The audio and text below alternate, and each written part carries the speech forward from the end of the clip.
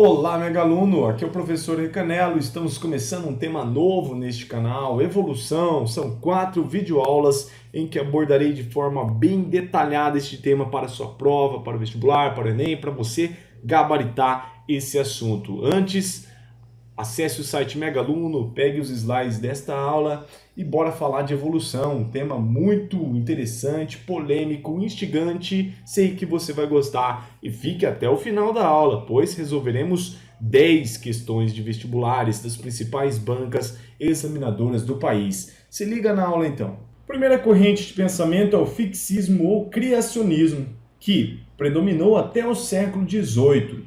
Prega o que essa corrente, professor? Que todos os seres vivos foram criados por um ser supremo chamado Deus. E uma vez criadas, as espécies eram imutáveis, fixas, não sofrem modificações, adaptações, não sofrem evolução. Esse pensamento vai de encontro à evolução das espécies de Darwin. Isso está onde? Na Gênesis. Deus disse: façamos o homem à nossa imagem, como nossa semelhança, e que eles dominem sobre os peixes do mar, as aves do céu, animais domésticos, todas as feras e todos os répteis que rastejam sobre a terra. Essa corrente, esse pensamento diz que nós somos assim, sempre fomos assim e sempre vamos ser assim como nós somos. Isso é o que prega o fixismo. O criacionismo ou fixismo não é científico, pois baseia-se em um conjunto de dogmas. Dogmas são verdades consideradas inquestionáveis que não admitem alternativas de interpretação. Mas, professor, o criacionismo cai em prova ou não? Cai sim, lógico, com menor frequência que a evolução, que é o tema desta videoaula. Por isso, meu amigo, independente da sua religião, se você é católico, se você é espírita, se você acredita no fixismo ou no evolucionismo, vamos focar na evolução, para você acertar algumas notinhas aí no vestibular, não é? Olha essa notícia: 1/3 dos americanos não acredita na teoria evolucionista. E nós, brasileiros, você acredita em quê? Fixismo ou evolucionismo? Fique à vontade para comentar aí no vídeo abaixo. Aí, em 1809, surgiu esse cara aqui, Jean-Baptiste Antoine, mais conhecido como Lamarck. Teorias que ficaram conhecidas como Lamarckismo, início das ideias evolucionistas. Lamarck formulou uma teoria para explicar como que as espécies se modificavam ao longo do tempo. E sua teoria tem duas leis: a lei do uso e desuso e lei da herança dos caracteres adquiridos. Grave bem essas leis, pois elas caem muito nas provas. Vamos falar das duas. Lei do uso e desuso primeiro. Uma necessidade de adaptação ao meio pode fazer com que um órgão seja mais utilizado o uso e este tende a se desenvolver ao longo do tempo. Ao contrário, se um órgão for pouco exigido, se você não usa ele, ele tende a se atrofiar.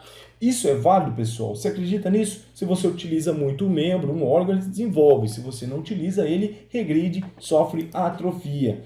Isso ocorre sim alguns tecidos do nosso corpo, como tecido muscular e tecido ósseo. Se você utiliza muito o tecido, pessoal, muscular, vai lá na academia, faz muito exercício, a musculatura ela se desenvolve, cresce, surgem modificações. Agora, se você não usa a musculatura, esse tecido, sofreu um acidente, quebrou uma perna, você é uma pessoa sedentária, a musculatura ela atrofia, né? De fato, isso ocorre com o tecido muscular, mas nos outros tecidos não, né? Lei da herança dos caracteres adquiridos. E Lamarck diz ainda que essas modificações que temos durante a nossa vida, nós conseguimos transmitir para os nossos filhos, para os nossos descendentes. E que não ocorre também, né, pessoal? As características adquiridas pelo uso ou perdidas pelo desuso seriam transmitidas à descendência ao longo das gerações. Então, Lamarck diz o quê? Que existe uma exigência do ambiente. O ambiente é responsável pelas modificações das espécies. Surge uma necessidade de adaptação. Se a estrutura for exigida, ela vai se desenvolver e essa característica será transmitida para os filhos, para os descendentes. Se essa estrutura for menos exigida, ela vai sofrer atrofia. e ela também será transmitida aos seus descendentes. Hoje, pessoal, no meio científico, essa teoria é ridícula, mas ela teve muita importância em sua época por colocar o ambiente como fator responsável por tais modificações. Exemplificando a teoria de Lamarck com o exemplo das girafas aqui. Lamarck dizia que as girafas ancestrais possuíam um pescoço curto. Todas tinham um pescoço curtinho. Aí, com o passar do tempo, o ambiente mudou as folhas e as folhas passaram a se localizar em galhos cada vez mais altos. Com isso, para alcançar as folhas, as girafas esticavam constantemente seu pescoço. Devido ao uso do pescoço, passou a ficar cada vez mais comprido. De tanto a girafa esticar o pescoço foi crescendo. É o que fala Lamarck. Com o passar das gerações, surgiram as girafas atuais. Lembrando que, se essa girafa estica o pescoço cresce e essa característica é transmitida para os seus filhos, se ocorrer reprodução. Agora, um ponto importante da nossa aula, os erros de Lamarck, que são muitos, né, pessoal?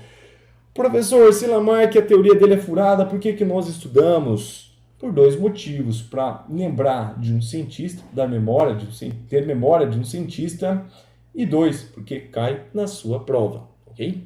Erros de Lamarck. Hoje sabemos que somente as modificações a nível de gametas são transmitidas aos seus descendentes. Ou seja, você pode ir na academia, ficar fortão, mãe fartona, você não vai ter um filho forte, porque essas modificações elas não ocorrem em células germinativas, né? Então, o Schwarzenegger vai lá, tem um filhinho, nasce um Schwarzenegguinho.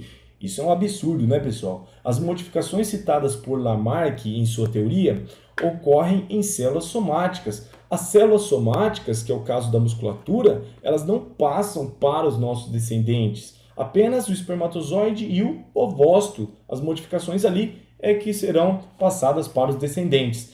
Dessa maneira, características adquiridas ou perdidas durante a vida de um organismo não são transmitidas à descendência. Tudo bem? Vamos agora falar de Charles Darwin. Esse cara merece o nosso respeito, hein, gente? Esse cara tem a senha. Ele simplesmente revolucionou a maneira de pensar sobre a nossa existência. 1859, período que ficou conhecido como Darwinismo. Darwin nasceu em 1809 na Inglaterra, abandonou os estudos de medicina para estudar teologia. Ele estudou teologia. Darwin até sugere que o início da vida, o processo de fazer vida, começou com Deus, uma obra divina, mas que com o tempo essa intervenção supernatural foi substituída pela seleção natural, que é o tema da sua obra Origem das Espécies. Publicou em 1959 o livro A Origem das Espécies, que contém sua teoria sobre a evolução, denominada a tão famosa Seleção Natural. Livro que vou sortear aula que vem. Depois dessa aula aí, corre para a próxima aula que eu vou sortear aqui a Origem das Espécies. Se você ganhar, vou enviar para a sua casa. A teoria de Darwin causou enorme polêmica na época e foi muito combatida, principalmente por membros da igreja. Pessoal, hoje eu falando sobre a aula aqui, eu tenho um pouco de receio de ficar comparando evolução com fixismo, criacionismo. Imagine aquela época, o cagaço que esse cara passou ao publicar a sua obra. E após a publicação, as revistas fizeram várias charges do Charles Darwin, né? Olha o que fizeram com ele aqui, transformando ele num macaco. Deus criou sua imagem e semelhança, que é a imagem de Charles Darwin, colocaram um macaco aqui. A igreja caiu matando, teve várias reuniões, e isso foi muito polêmico na época. Aí dois professores chamaram Darwin para dar uma voltinha no mundo, né? Em 5 anos ele fez todo esse percurso aqui. Darwin partiu da Inglaterra a bordo do navio inglês Beagle e viajou durante 5 anos. 5 anos fazendo escavações, coletas, anotações, analisou a diversidade da flora e da fauna de cada local. Ele veio até para o Brasil aqui, ó, Bahia. Darwin, desde criança, adorava fazer isso. Pegava besouro, catalogava tudo, passarinho, inseto, borboleta, tudo que ele ia pegando, ele ia catalogando, comparando. Ele usava e abusava do método hipotético dedutivo para a elaboração da sua teoria, a seleção natural. As observações que levaram Darwin a elaborar a teoria evolucionista ocorreram durante sua viagem ao redor do mundo. Eis aqui um ponto muito importante da viagem de Darwin, Ilhas Galápagos. Nesse arquipélago, Darwin viu que cada ilha tem sua própria ave, seu próprio sapo, sua própria tartaruga. Essas espécies, embora muito semelhantes, falando por exemplo de pássaros, os pássaros eram muito semelhantes, mas cada ilha tinha um pássaro com uma característica peculiar que diferenciava das outras ilhas. Ilhas Galápagos chamaram a atenção de Darwin. Animais próximos, muito semelhantes, que se diferem em alguma característica. Surge aí a ideia do ancestral comum, que veremos em slides subsequentes. A viagem de Darwin pelo mundo, o arquipélago Galápagos, as 14 espécies de tentilhões de Darwin, como são conhecidos hoje. Tentilhões, esses pássaros da família Fringillidae, hoje são conhecidos como tentilhões de Darwin, porque Darwin se arrebentou de estudar essas aves aí. Estudou pena, bico, osso, comparou todas elas e chegou à conclusão, deduziu que essas aves aqui devem ter um ancestral comum, digamos uma mãe comum, porque elas são muito semelhantes. O que aconteceu na ideia de Darwin foi o seguinte: tinha um ancestral comum a todas essas aves, um ancestral comedor de sementes de solo. A migração dessas aves para outras ilhas ali próximas é que foram responsáveis pelas essas modificações no bico.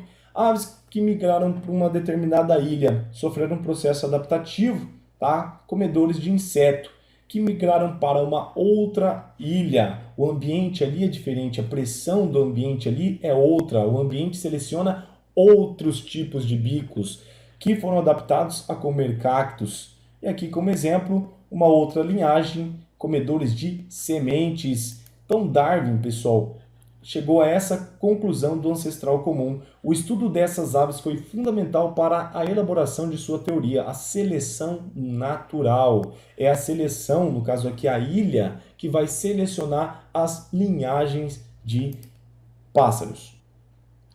A grande semelhança entre os trabalhos de Lamarck e Darwin é que o ambiente desempenha papel ativo crucial para as modificações nas espécies. Veja a diferença. Para os dois, o ambiente é ativo, o grande responsável por modificações. Mas, para Lamarck, o ambiente induz as modificações. Essa palavra induz é muito forte e cai muito na sua prova. Falou, tá, o ambiente induziu Lamarck. Agora, se falar na hora da prova, o ambiente selecionou as espécies que estavam mais adaptadas àquela condição, aí estamos falando da seleção natural de Darwin. Então, Lamarck induz as modificações. Para Darwin, o ambiente seleciona tais modificações. Teoria da seleção natural proposta por Charles Darwin. Vamos ver os principais pontos desta teoria. Entre os indivíduos de uma mesma espécie existem diferenças. Pegando, pessoal, o exemplo da girafa, que na verdade Darwin também nunca falou em pescoço de girafa, ele falou da cauda da girafa, mas não do pescoço, mas vamos pegar o pescoço da girafa como exemplo. Para Darwin, existem vários tamanhos de pescoço. Pescoço pequenininho, médio, pescoção, comprido. O ambiente é que vai selecionar o pescoço mais adaptado. O meio ambiente está em contínua mudança. Geografia, sabemos disso. Os recursos do meio são escassos e os indivíduos competem entre si. Existe uma competição invisível no mundo. E quem que vai definir quem que vai viver e quem não vai viver é a seleção natural. O meio ambiente exerce uma pressão que exclui aqueles indivíduos menos adaptados e mantém os mais aptos. Então, para Darwin, pessoal, evolução é adaptação. Se eu perguntar assim, quem que é o mais evoluído? É o golfinho ou o tubarão? Por exemplo, é o tubarão. O tubarão é mais adaptado ao seu ambiente, tem maior capacidade de reprodução. O auge da adaptação que você vê é quando uma espécie tem a capacidade de se reproduzir. Se ela se reproduz bastante, significa que ela está adaptada àquele ambiente. Então existem variações na espécie. Olha só, bolão, bolinha, existe uma variação que Darwin não sabia explicar o porquê dessa variação. O ambiente faz uma pressão, a chamada seleção natural, que é o funil, uma espécie de funil que separa os mais adaptados bolinha pequenininha, dos menos adaptados, bola grandona. Aqui ocorre a seleção dos mais aptos, e os mais aptos têm maior capacidade de se reproduzir e levar essa característica de adaptação para os seus descendentes. Essa é a teoria da seleção natural. Agora, uns trabalhos que influenciaram a teoria de Darwin. Thomas Malthus, economista, que você estuda em geografia e história, né? As populações crescem em progressão geométrica, enquanto que os recursos do meio em progressão aritmética. Ele dizia o que? Vai faltar comida no mundo, só que ele não contava com a revolução industrial e o aumento da produção. Na verdade, produção de alimento nunca foi o problema, né? E sim a distribuição do alimento. Dedução de Darwin para o argumento de Thomas Malthus. Como não há recursos disponíveis para todos, água, alimento, abrigos, os indivíduos competem entre si e sobrevivem aqueles melhores adaptados. Essa luta pela vida, Darwin chamou de seleção natural. Muitas pessoas justificam suas ações com base nessa teoria aqui, a seleção natural, o darwinismo, alegando que o mais forte sobrevive, que a lei é dos mais fortes. É o caso de Hitler, Stalin, só que Darwin nunca disse isso. Aliás, Darwin nunca disse duas coisas, que os mais fortes sobrevivem e que o homem veio do macaco. Comum você abrir aí o Facebook, tá a imagem de Darwin, com frases equivocadas a seu respeito. Os mais fortes sobrevivem? Na maioria das vezes sim, mas não sempre. Veja só os dinossauros, eles eram os mais fortes, só que não eram os mais adaptados, porque faltou alimento e entraram em extinção. Quem sobreviveu foram os animais menores que tinham alimento para eles. E o homem não veio do macaco. O homem e o macaco, eles têm um ancestral comum, próximo, mas está errado, totalmente equivocado dizer que o homem veio dos macacos. E tem esse cara também, o Charles, não se pronuncia Lyell não sei como se pronuncia direito, isso aqui é difícil. É o geólogo britânico. A Terra foi moldada praticamente inteiramente por forças lentas agindo por um longo período de tempo. Conhecemos, você estuda geografia, sabe dos movimentos que ocorrem, as transformações, as mudanças que ocorrem no planeta. E hoje sabes que o mundo era um continente só, a Pangeia, não é? E ocorrem sim modificações. Dedução de Darwin. O planeta é muito antigo e os animais que vivem hoje surgiram por modificações de animais que viveram no passado. E esse cara, Alfred Russel Wallace. O Wallace, ele co-descobriu a seleção natural. Como assim co-descobriu? Porque ele, como biólogo explorador, em seus estudos, ele chegou às mesmas conclusões evolucionistas que Darwin. Ou seja, ele também pensava em seleção natural. Até que ele enviou os seus trabalhos para que Darwin avaliasse o mérito, porque Darwin era uma figura pública na época, Darwin já era famosinho, né? E Darwin, quando pegou o trabalho de Wallace, ele falou o quê? O cara tem as mesmas ideias que eu? Ah, não, agora que eu vou publicar esse livro mesmo. Foi isso que forçou a ideia aí de Darwin publicar o seu livro Origem das Espécies. Wallace era um naturalista com teorias semelhantes à de Darwin. Enviou um manuscrito para que Darwin avaliasse. As teorias de Wallace coadunaram com as de Darwin. Porém, aquele reconheceu o mérito de Darwin devido aos seus estudos serem mais antigos e completos. Ele reconheceu a viagem de Darwin, todos os animais catalogados. Realmente, o trabalho de Darwin foi fantástico. Mas fique ligado, então. Darwin não foi o único a falar em seleção natural. Wallace também propôs a ideia de seleção natural como um mecanismo essencial para o processo evolutivo. E às vezes aparece o Wallace em questão de vestibular. O caso do melanismo industrial. Teve até um estudo importante, um experimento em relação às mariposas. Vamos separar a Inglaterra em dois momentos, antes da Revolução Industrial e depois da Revolução Industrial. Antes não tinha poluição, então os troncos das árvores eram claros devido à presença de líquens, né? Que funciona até como indicador de poluição. Assim, quem era mais adaptada, a mariposa clara ou a escura? A mariposa clara que se camuflava no tronco claro e as escuras eram presas fáceis. Mas depois da Revolução Industrial, os troncos ficaram escuros também devido à poluição. aí inverteu a pressão ambiental, né? Quem se tornou mais vantajosa agora? As mariposas escuras, que começaram a se camuflar nos troncos escuros, e as claras se tornaram presas fáceis dos pássaros. Olha só, as mariposas pretas eram favorecidas no novo ambiente. Pós-revolução industrial, aumentou a população de mariposas escuras. 4. Neodarwinismo, teoria sintética da evolução, predominou a partir de 1930.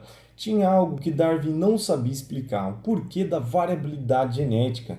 Por que existem girafas de pescoço curto, médio, longo? Por que tem pessoas de olhos azuis, outro castanho, verde? Darwin não sabia explicar o porquê da variabilidade genética. Mas a partir de 1930, com os estudos de Mendel, o pai da genética, isso ficou fácil.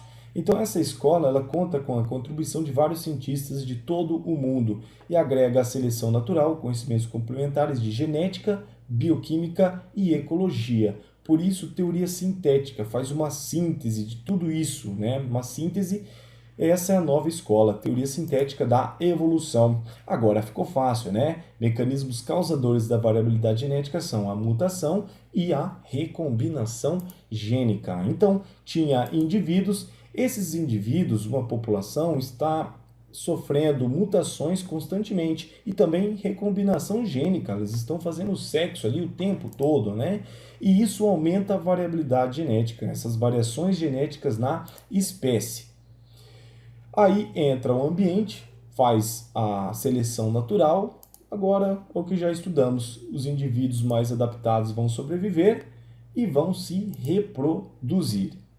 Então, os pontos básicos do neodarwinismo são: as variações nas espécies dependem de mutações nos genes. As mutações são os únicos que conseguem alterar, tá, um gene, por exemplo. A recombinação, ela traz uma nova característica, mas quem consegue alterar um gene é a mutação. As mutações podem ser espontâneas ou induzidas por agentes externos, por exemplo, a radiação. São mecanismos de recombinação gênica.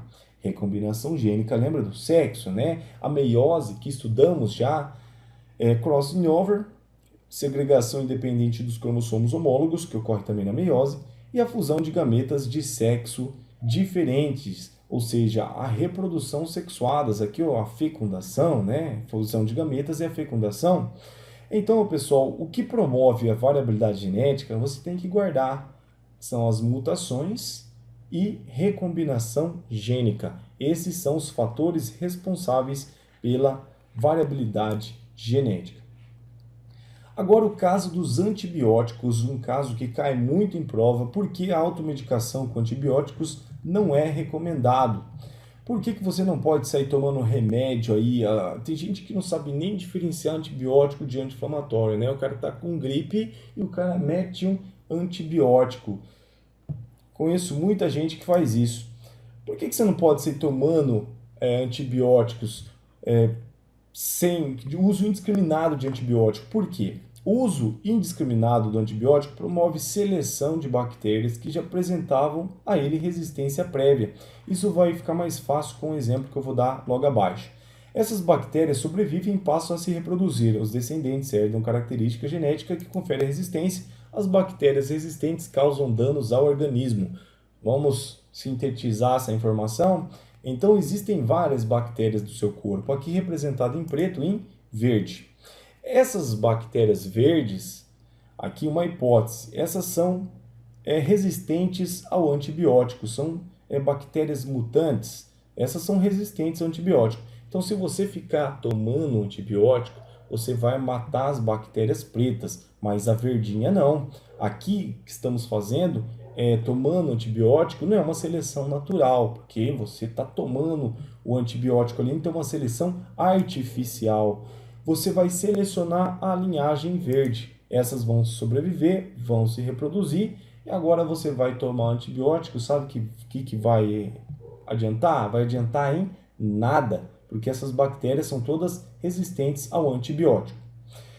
Então a pergunta: o uso intensivo do inseticida organoclorado, DDT, no século XX, acabou por selecionar um século utilizando esse DDT, acabou por selecionar variedades de insetos mutantes resistentes.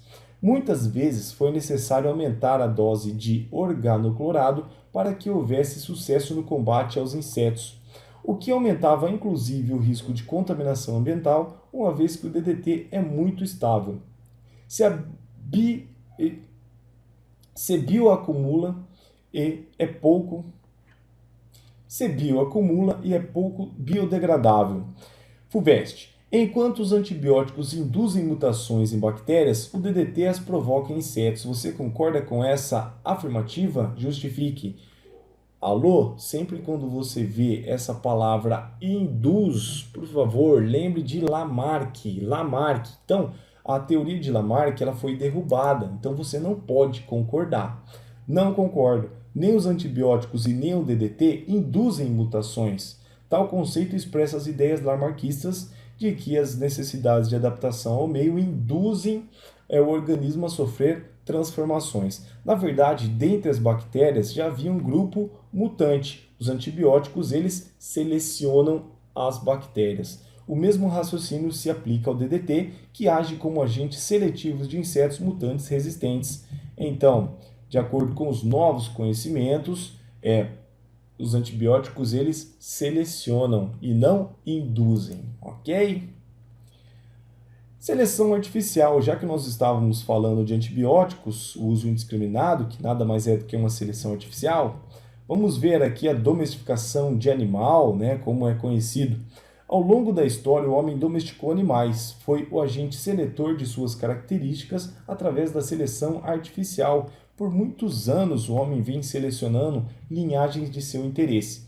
O processo pelo qual ocorre a domesticação de espécies e a seleção das características de interesse é extremamente lento e gradual. Tá? A gente vai ver daqui a pouquinho aí há mais variação no estado doméstico do que no estado selvagem. Um exemplo é as orquídeas. Por que há mais variação no estado doméstico? Você pega, por exemplo, orquídeas. Existem não sei quantas mil espécies de orquídeas aí, porque são feitas em laboratório. A partir do momento que o homem sabe selecionar, a origem das espécies, a formação de novas espécies é muito mais rápida do que se deixasse por conta da natureza. Então você tem como exemplo aqui o milho. O milho, se acredita que ele veio da erva, tá? Então o homem foi selecionando a erva, tá? Formou aqui uma espécie intermediária e hoje o milho que conhecemos. Então o homem vem selecionando isso há 9.000 anos, tá? Atrás. Olha o pleonasmo lá, 9.000 anos atrás, né? Então o milho, pessoal, ele surgiu do processo de seleção. Também assim como o porco que você conhece, ele nunca foi bonitinho assim, né? Tem o porco selvagem, a quinhá, que deu origem ao porco doméstico. O homem foi selecionando o mais dócil e o mais gordinho. Muitos anos aí selecionando, cruzando só os mais dóceis, só os mais gordinhos. Depois de muitos anos, nós temos aí uma nova espécie de porco, né? Que é o porco doméstico. A mesma coisa ocorreu com o boi, por que não?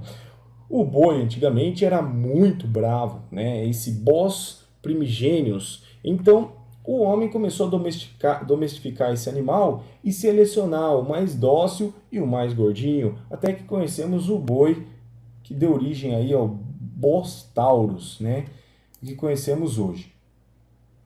E a última teoria que vamos estudar nesta videoaula é a teoria do equilíbrio pontuado, uma teoria recente, 1972, saltacionismo, ou teoria dos equilíbrios intermitentes. Essa teoria diz que as espécies passam por um período de êxtase significa estabilidade, um período sem mudança, tá? E o ambiente muda, a pressão ambiental muda e de repente essas espécies sofrem bruscas modificações. Isso vai de encontro aos pensamentos de Darwin. O equilíbrio pontuado afronta o gradualismo filético de Darwin, porque Darwin diz que a evolução, as modificações, ocorrem de forma lenta e gradual, e não brusca, como diz essa teoria. Este tipo de mudança brusca pode ocorrer quando há mutações em genes reguladores do desenvolvimento embrionário. Claro, só a nível do desenvolvimento embrionário é que vai nascer um ser com uma característica diferente, gerando uma mudança repentina na prole. Em geral, este tipo de mudança gera mudanças adaptativas com defeito. Mutações normalmente surgem para causar um dano. Mas, se uma dessas mutações é adaptativa, como poderia ser o surgimento de uma pluma em vez de uma escama, como foi o aparecimento dos primeiros pássaros a partir de uma linhagem de dinossauros, esta mudança na população seria definida para transmitir aos descendentes. Um exemplo citado por Gold é o sexto dedo do panda. Você sabia que o panda tem 6 dedos? E isso facilita ele agarrar ali os troncos das árvores. Foi uma mudança que foi útil, né? No caso, uma mutação útil, uma mutação positiva e não negativa. Argumentos que fortalecem essa teoria. O documentário fóssil não mostra uma sucessão de mudanças graduais dos fósseis mais antigos para os mais recentes, como se fosse fácil achar fóssil, né? Imagine achar todos os fósseis de um ancestral de uma determinada espécie. Por isso que eu não acredito muito nesse embasamento. Existência de tantas espécies diferentes atualmente. Essa teoria fala por que tantas espécies diferentes, né? Você compara aí um panda com um sapo. Por quê? Porque houve mudanças rápidas, bruscas e expressivas. Senão, não existiria tantas espécies diferentes. Então, essa teoria se fundamenta nesses argumentos. E assim, meus amigos, terminamos a parte teórica desta videoaula e vamos para as questões. Questão 1. Darwin, empolgado com as maravilhas da natureza tropical em Salvador, no Rio, registrou: a viagem do Beagle foi sem dúvida o acontecimento mais importante de minha vida e determinou toda a minha carreira. As maravilhas das vegetações nos trópicos erguem-se hoje em minha lembrança de maneira mais vivida do que qualquer outra coisa. Com base no texto acima e nos conhecimentos sobre o tema, considere as afirmativas a seguir. A ideia de evolução não era nova. Contudo, foi Darwin que estabeleceu cientificamente o princípio da seleção natural como fator responsável pela evolução dos organismos. Item 1 correto. A ideia de evolução não era nova. Temos já a teoria de Lamarck, por exemplo. 2. As conclusões expostas no livro A Origem das Espécies levaram ao aprimoramento dos estudos de Lamarck, que embasavam a teoria da geração espontânea dos organismos. Toda essa alternativa aqui, assertiva, está errada.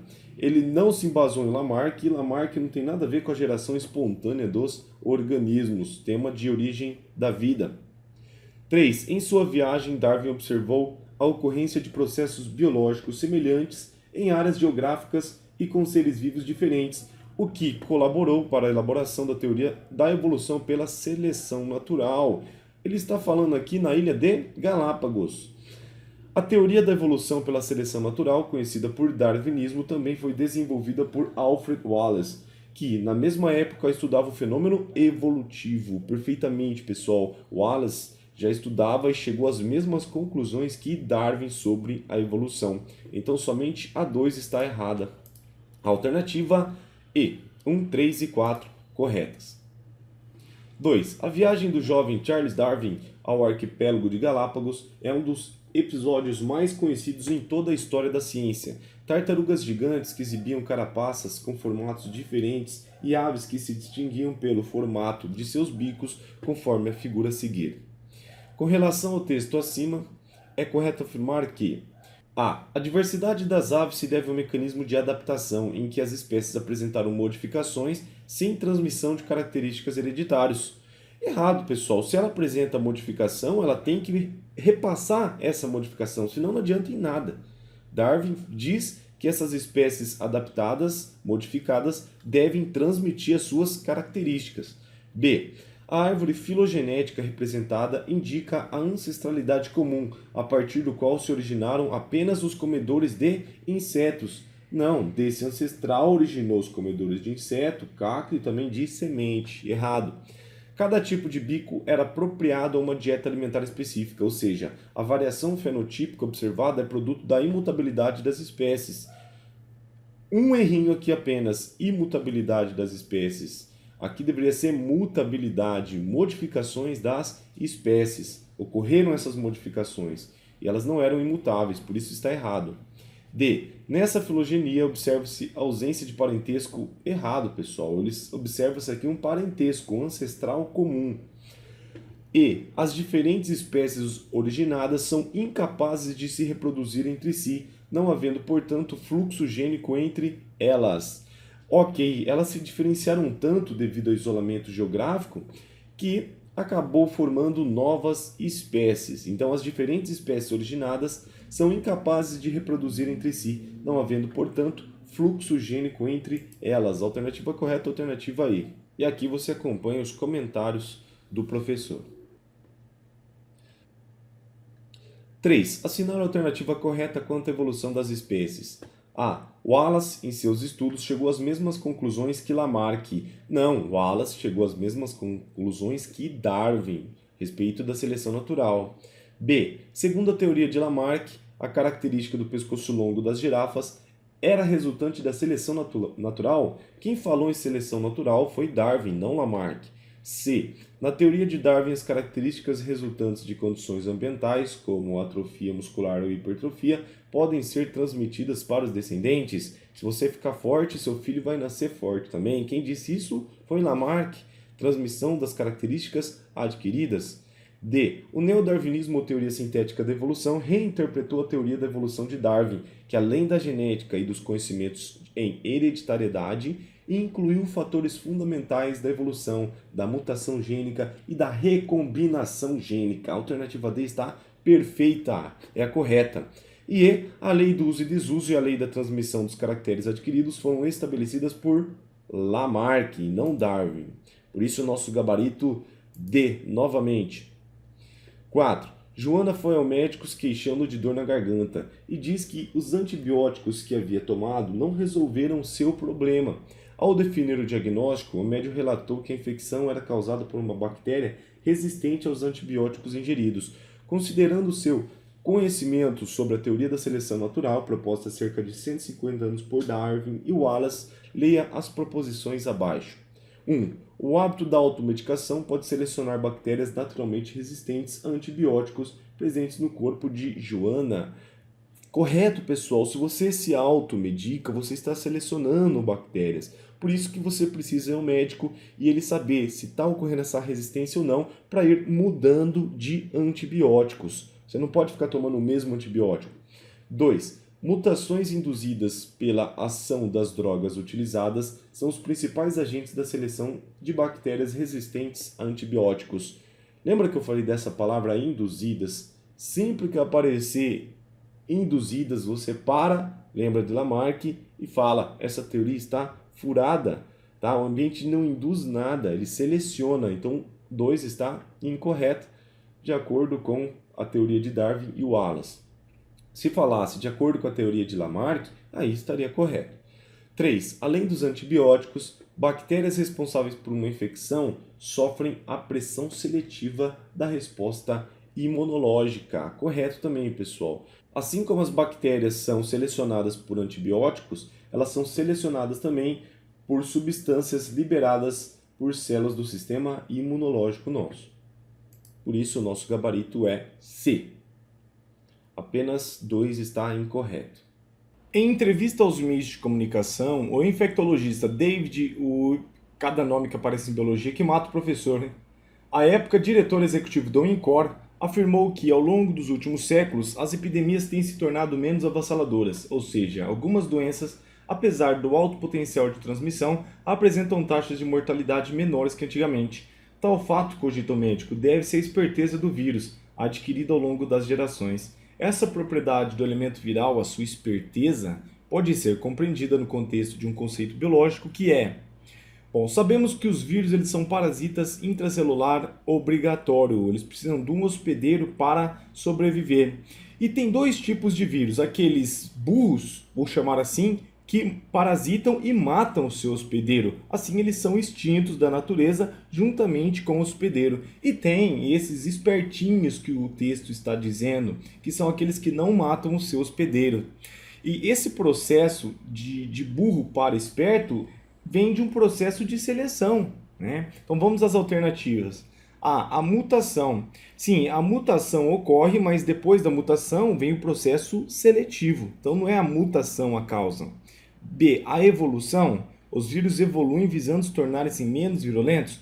Bom, quem diz se a espécie é evoluída ou não é o ambiente, né? Pode ser que os vírus virulentos sejam adaptados em outro contexto, mas a B não é. C, a seleção natural. As formas mais virulentas são eliminadas juntamente com seus hospedeiros, e as formas que propiciam quadros mais leves da doença, o que resulta em menor número de óbitos, acabam por se proliferar por mais tempo. Então, nesse caso, os vírus mais brandos, né, com quadros mais leves, é o que se manifestam, são os mais adaptados. Alternativa correta, alternativa cebola.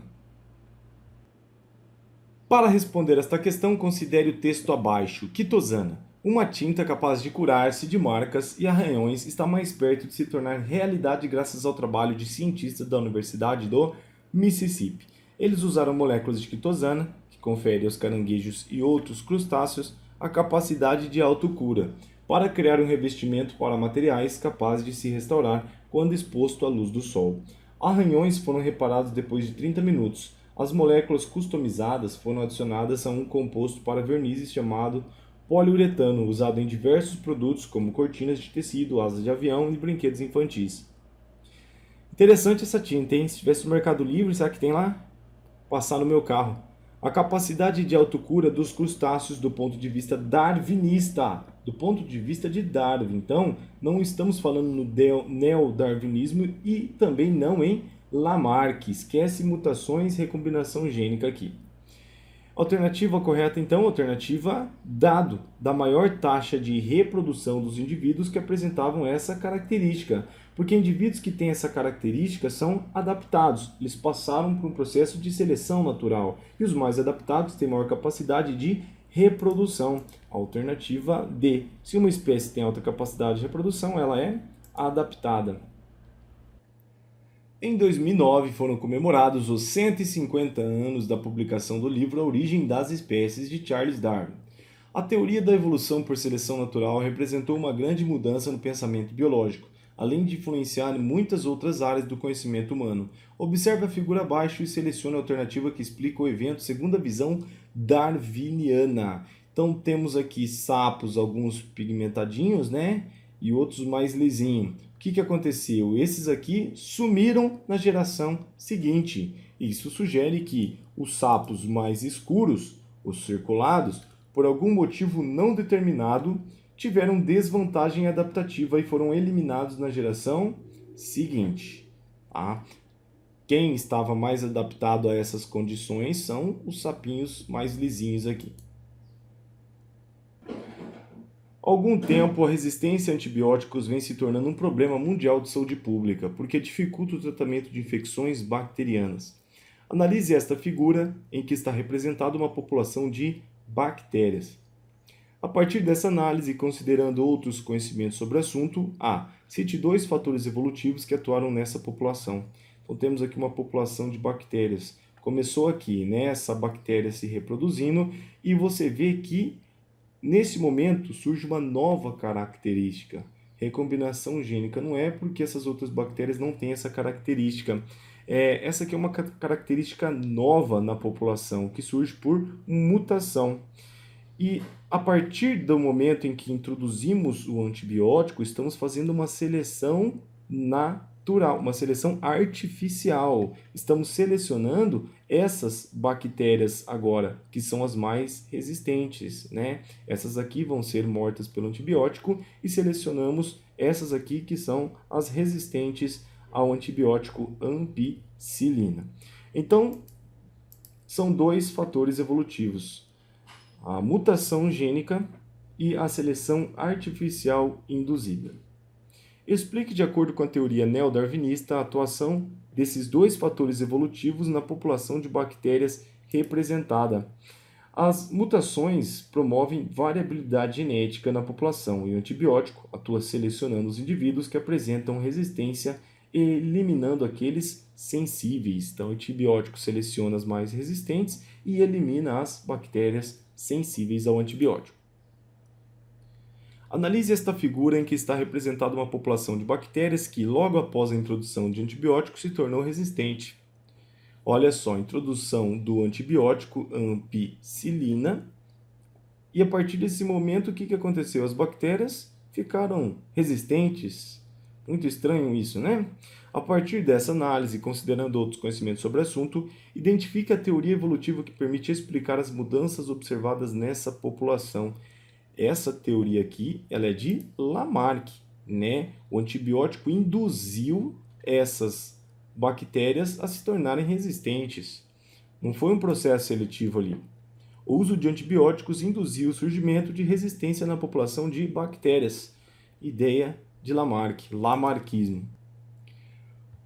11. Dentre as ideias evolucionistas que prevaleceram no século XX e ainda são objeto de discussão atual, a teoria do equilíbrio pontuado dos paleontologistas americanos Niles Eldredge e Stephen Jay Gould defendia que a evolução dos organismos ocorreu de forma lenta e gradual, mas sem alterações expressivas em suas características, não de forma lenta e gradual com alterações expressivas, não, de forma rápida com alterações expressivas em suas características. De forma lenta e gradual, alternativa E, de forma lenta e gradual em alguns períodos, intercalados por uma evolução rápida e brusca, né, com alterações expressivas. Alternativa E, a teoria do equilíbrio pontuado, vamos lembrar novamente, propõe que as modificações dos seres vivos ocorrem de forma lenta e gradual em certos períodos. Esses períodos são chamados de êxtase, estabilidade, porém intercalados por mudanças rápidas e expressivas.